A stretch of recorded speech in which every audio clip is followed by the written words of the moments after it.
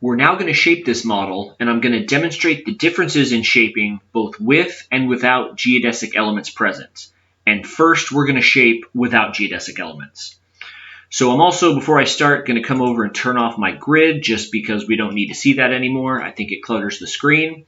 And now we will go over to shape. In here, you'll see we have several options for shaping. We have membrane only, cable and membrane, or full system. We're going to go ahead and go cables and membranes. If you were to go full system, that would also allow your steel to deflect as well. So I have cables and membranes selected. I'm going to go ahead and click continue.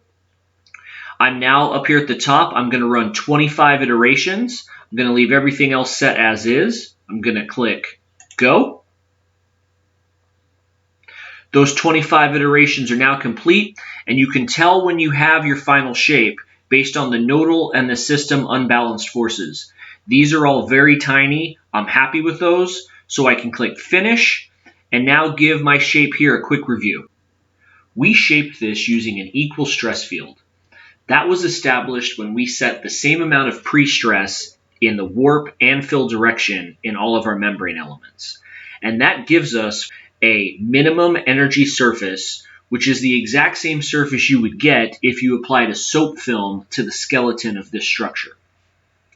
But what you will notice, let me turn off the rotation here, is that the surface itself is made up of nodes and membrane elements.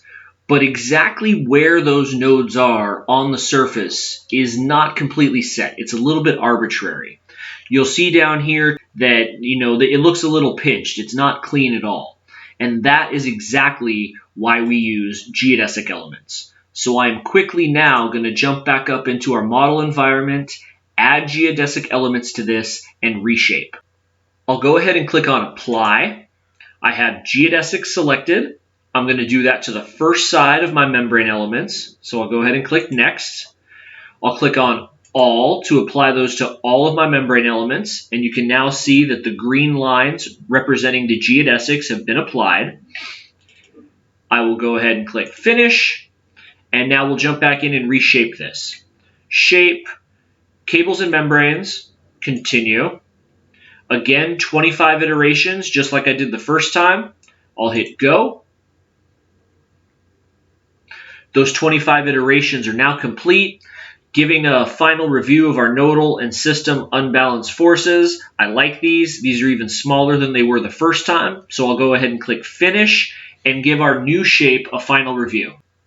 You'll now see that we have the exact same shape as before, but this time all of our membrane elements are nicely organized and all of the nodes have been pulled into the shortest path distances across the membrane. Everything looks much cleaner. It'll be much nicer to work with in the future.